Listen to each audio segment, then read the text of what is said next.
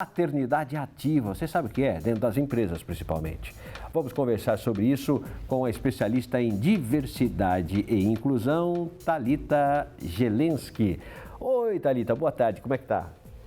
Tudo bem, Eduardo. Por aqui tá tudo bacana essa semana na correria, mas faz parte. Tô todo mundo na correria mesmo, nós aqui também, porque nós vamos ter novidades aqui, enfim, também tá na correria. Mas me conte o seguinte, o conceito da paternidade ativa, qual que é? Maravilha. Pode parecer um pouco óbvio a gente falar de paternidade ativa, mas é importante a gente entender essa diferença entre simplesmente ser pai e ser um pai ativo, né? E aí, falando um pouquinho sobre esse conceito que tem sido mais disseminado, né, sobre paternidade ativa, a gente pode inclusive trazer um pouco do que a própria Unicef, né, que é o Fundo das Nações Unidas para a Infância, explica, né? E eles trazem um conceito que traz que um pai ativo não é só alguém que provém o sustento financeiro para o filho, mas alguém que também participa dos cuidados diários, cuidando e promovendo uma criação de vínculo afetivo, né, com o filho, com a filha, com a criança.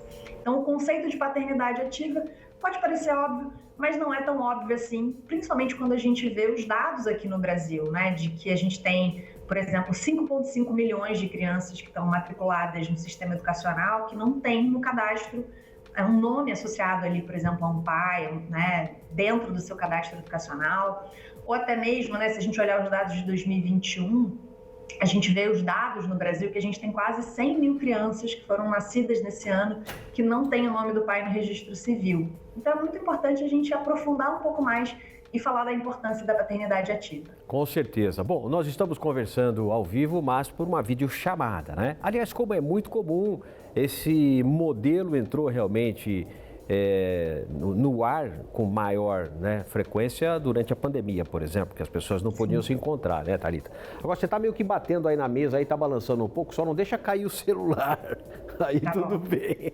Mas enfim, mas o assunto é sério, né? Porque é preciso que as empresas possam promover essa reflexão aos seus colaboradores, não?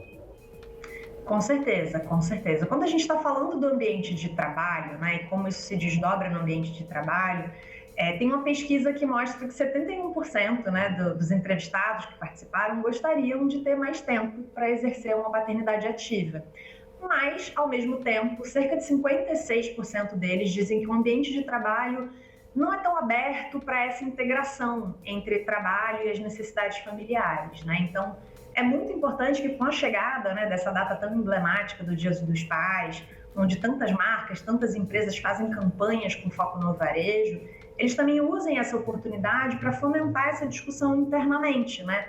Falar sobre o tema com as pessoas colaboradoras, fomentar a paternidade ativa, até para que mais pessoas dentro da empresa utilizem até mesmo os direitos, né, de licença paternidade, né, que apesar de ser muito pequenininho, né, por lei são 5 dias, ainda assim 27% dos homens não tiram nenhum dia de folga, mesmo depois de ser pai, por exemplo.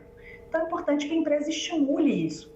Ao mesmo tempo, a gente tem visto nos últimos anos algumas empresas indo além da legislação. Algumas empresas como Nubank, Zup, Grupo Boticário, eles implementaram, por exemplo, políticas de licença parental.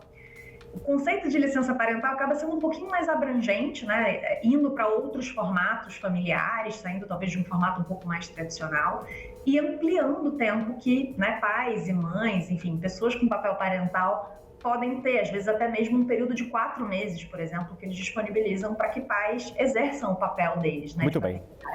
E algumas empresas já estão dando 25 dias, não é, de licença.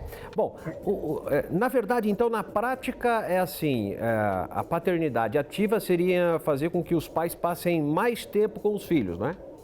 Exato, e não só tempo de brincadeira, né, mas um tempo de cuidado, né, isso pode acontecer não só depois que o filho nasce, mas também durante, né, muitas vezes uma gestação, né, então acompanhar as consultas médicas, depois que a criança nascer, né, acompanhar, por exemplo, a performance dela escolar, participar de reuniões, apoiar ali, ouvindo, aconselhando, participando ativamente do dia a dia da criança, levar a criança para consultas médicas também, né, que muitas vezes isso acaba sendo associado, por exemplo, ao papel da mãe. Então, é ter essa participação de fato ativa no dia a dia, para além só, né, do brincar pontualmente, mas exercer todas essas atividades de cuidado que muito comumente a gente acaba delegando ou associando às mulheres. E eu acho que você entende que é preciso deixar de lado aquele estereótipo de que a mulher é quem deve zelar pela casa, enquanto o homem deve ser o provedor, não? Exatamente, exatamente. A ideia é que a gente, né, com os tempos atuais, né, onde a gente vê a plena participação das mulheres no mercado de trabalho, isso é muito diferente do que a gente tinha na década de 50, década de 60.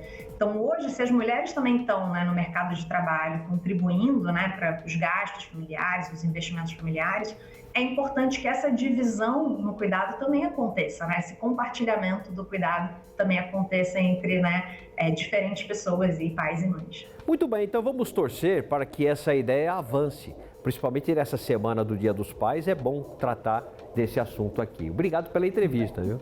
Obrigada, Eduardo. Muito bem, é isso aí, obrigado. Então, conversamos com a especialista em diversidade e inclusão, Thalita Gelensky, aqui no nosso Manchetes da Cidade.